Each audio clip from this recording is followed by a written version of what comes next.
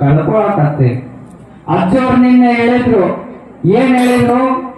ಒಬ್ಬ ತಾಯಿ ತನ್ನ ಮಗನಿಗೆ ಹಾಲು ಕುಡಿಸ್ಬೇಕಾದ್ರ ಆ ಹಾಲಿನೊಳಗ ಏನಾದ್ರೂ ನೊಣ ಬಿತ್ತಂದ್ರ ಆ ತಾಯಿ ಮಗನಿಗೆ ಹಾಲು ಕುಡಿಸ್ತಾಳೆ?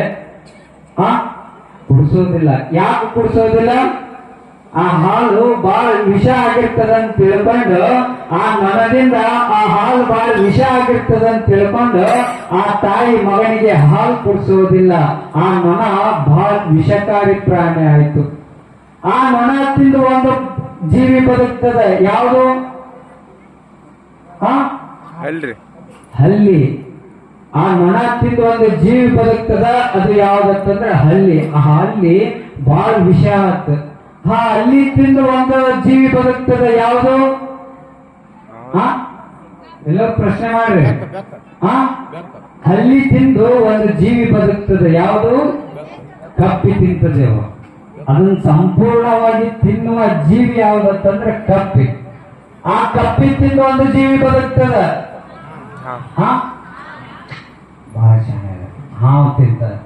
ಹೌದಿಲ್ಲ? ನಿಮ್ಗೆಲ್ಲ ಸತ್ಯ ಗೊತ್ತೈತಿ.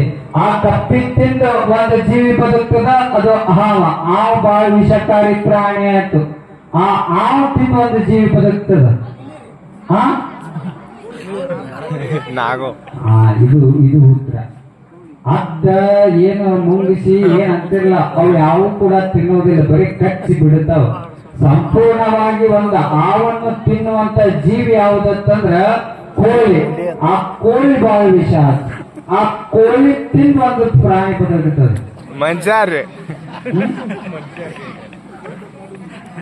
ತಿಳ್ಕೊಂಡ್ರಿ. ಇವತ್ತ್ಯಾಕ ಮನುಷ್ಯ ಕೆಳಕತ್ತಾನ? ಇವತ್ತ್ಯಾಕ ಮನುಷ್ಯ ಅಸಂಸ್ಕಾರ ಅಧರ್ಮದೊಳಗ ಬೆಳಕತ್ತಾನ ಅಂದ್ರೆ ನಾವು ಬರೀ ಕೆಟ್ಟದ ಕೇಳಾಕತ್ತೇವೆ, ಬರೀ ಕೆಟ್ಟದ ತಿನ್ನಾಕತ್ತೇವೆ. ಅದಕ್ಕಾಗಿ ಒಬ್ಬ ಮನುಷ್ಯ ಕೇಳಾಕತ್ತಾನ ಅನ್ನೋ ಸತ್ಯ ನಮ್ಮ ನಿಮ್ಮೆಲ್ಲರಿಗೂ ಗೊತ್ತಾಗ್ಬೇಕವ. ಅದಕ್ಕ ನಾವೆಲ್ಲವನ್ನು ಬಿಡಿಸ್ಲಾಕ ಏನ್ ಮಾಡಿವ ಅಂದ್ರೆ ಮನೆಗೆ ರುದ್ರಾಕ್ಷಿ ಧಾರಣೆ ಮಾಡಕ್ ಹೋಗಿದ್ವಿ. ಅವ್ರು ಅಂತ ರುದ್ರಾಕ್ಷಿ ಧಾರಣೆ ಮಾಡ ಅಜ್ಜರ ನಾವು ರುದ್ರಾಕ್ಷಿ ಹಾಕೊಳ್ಳಲ್ರಿ. ಯಾಕೆ ಹಾಕೊಳ್ಳಲ್ಲ? ಅಜ್ಜರ ನಾವು ಅದು ಇದು ತಿಂತೇವ್ರಿ, ಅದಕ್ಕೆ ಹಾಕೊಳ್ಳಲ್ರಿ. ಏನ್ ಹೇಳ್ಬೇಕಂತವ್ರಿ?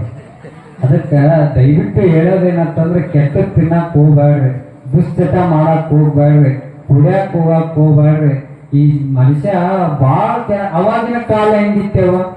ಅವಾಗ ಹೆಂಗಿತ್ತಂದ್ರ 75 ವರ್ಷದ ಮುದುಕರು ಅವಾಗ ಬಾವಿ ನೀರು ಸೇದಿ ಭೂಮಿಯನ್ನ ಅಗದ 75 ವರ್ಷದ ಮುದುಕರು 25 ವರ್ಷದಂಗ ಅವಾಗ ಕಾಣಕತ್ತಿದ್ರು. ಈಗ ಹಂಗ ಚೇಂಜ್ ಆಗೈತೆ ಅಂದ್ರೆ 25 ವರ್ಷದ ಯುವಕರು ಬೀಡಿ ಸಿಗರೇಟ್ ಸೇದಿ ಗುಟ್ಕ ಅಗದ 25 ವರ್ಷದ ಯುವಕರು 75 ವರ್ಷದ ಮುದುಕರು ಕಂಡಂಗ ಇವತ್ತಿನ ದಿನಮಾನದೊಳಗೆ ಕಾಣಕತ್ತಾರ. ಅದಕ್ಕ ಅವೆಲ್ಲ ದೂರ ಆಗ್ಲಿ ಅಂತಂದು ಮನೆಗೆ ನಾವ್ ಏನ್ ಮಾಡಿದೇವೆ ಅಂದ್ರೆ ತಮ್ಮ ದುಶ್ಚಟವನ್ನು ನಮ್ಮ ಜೋಳಿಗೆಗೆ ಹಾಕೊಂಡ್ವಿ.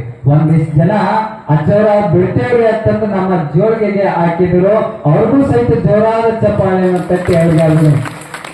ಮತ್ ನೀವು ಯಾರು ಚಟ ಬಿಟ್ರಿ ಅಲ್ಲ, ಜೋಳಿಗೆ ಹಾಕಿ ಯಾರು ಚಟ ಬಿಡ್ತೀನಿ ಅಂತ ನಮ್ ಮುಂದೆ ಒಪ್ಕೊಂಡ್ರಲ್ಲ, ಅದು ನಿಜವಾಗ್ಲೂ ಬಿಡ್ಬೇಕು.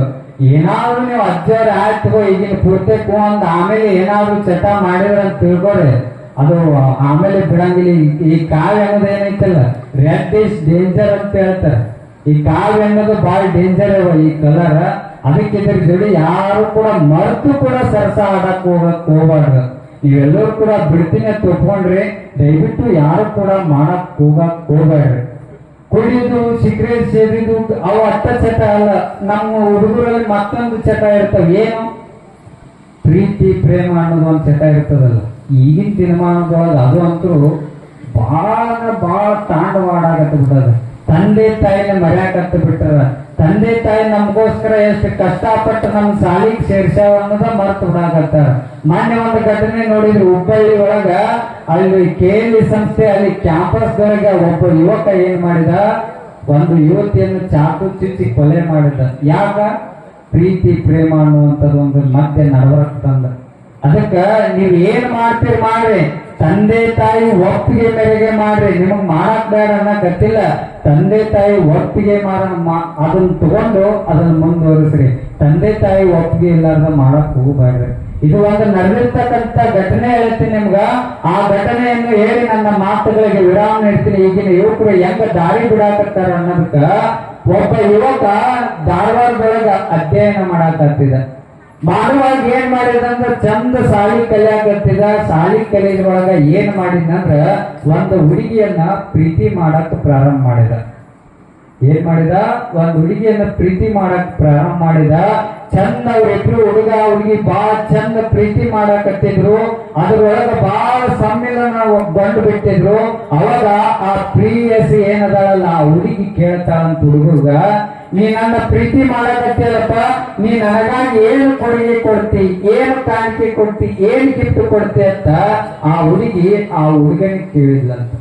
ಅದಕ್ಕ ಆ ಹುಡುಗಿ ಹೇಳ್ತಾರಂತ, ನೀ ನನಗ ಕಾಣಿಕೆ ಕೇಳಾಗ್ತಿಲ್ಲ, ಏನ್ ಬೇಕು ಕೇಳ, ನನ್ನ ಹೃದಯ ಕೊಡಂದ್ರೆ ನಿನಗ ಹೃದಯ ಕೊಡ್ತೇನೆ, ಏನ್ ಬೇಕು ಕೇಳ, ಆಕಾಶದಲ್ಲಿರುವಂತ ಚಂದ್ರನನ್ನ ತಂದು ಕೊಡಂತೇಳಿ ತಂದು ಕೊಡ್ತೀನಿ. ಅವ್ರ ಅಪ್ಪಂದ ಆರು ಚಂದ್ರ ತಂದು ಕೊಡ. ಸುಮ್ಮ ಹುಡುಗಿನ ಹೊಗಳಸೋದು ಖುಷಿ ಪಡಿಸೋದು ಅಟ. ಏನ್ ಬೇಕು ಕೇಳಿ ನಿನಗೆಲ್ಲಾ ತಂದು ಕೊಡ್ತೀನಿ ಅಂತ ಆ ಹುಡುಗ ಆ ಹುಡುಗಿಗೆ ಹೇಳಿದಾಗ ಆ ಹುಡುಗಿ ಹೇಳ್ತಾಳಂತ, ನನಗ ಏನು ಬೇಕಂತಂದ್ರ ನನಗೆ ಏನೋ ತಂದು ಕೊಡೋದು ಬೇಡ, ನಿನ್ನ ಹೃದಯ ನನಗೆ ಬೇಕಾಗಿಲ್ಲ, ನನಗೆ ಯಾರ ಹೃದಯ ಬೇಕಂತಂದ್ರ ನಿನ್ನ ತಾಯಿಯ ಹೃದಯ ನನಗ ತಂದು ಕೊಡು ಅಂತ ಆ ಹುಡುಗಿ ಆ ಯುವಕನಿಗೆ ಕೇಳ್ತಾಳ. ಅದಕ್ಕ ಆ ಯುವಕ ಒಂದ್ ಸತ ವಿಚಾರ ಮಾಡ್ಬೇಕಿತ್ತ ಆ ಹುಡುಗ, ನಮ್ಮ ತಂದೆ ತಾಯಿ ಕಷ್ಟಪಟ್ಟು 9 ತಿಂಗಳ ತನ್ನ ಗರ್ಭದೊಳಗೆ ಇಟ್ಕೊಂಡ ನನ್ನ ಕಷ್ಟಪಟ್ಟು ಈ ಭೂಮಿಗೆ ತಂದಾಳಂತ ಯುವಕ ಒಂದು ಸರಿ ಯೋಚನೆ ಮಾಡಬೇಕಿತ್ತು. ಆದ್ರೆ ಆ ಯುವಕ ಹೇಳ್ತಾನಂತ, ಏನ್ ಹೇಳ್ತಾನಂತಂದ್ರ, ನಿನಗಿಂತ ಹೆಚ್ಚಿಂದೆ ನನ್ನ ತಾಯಿ ಹೃದಯ.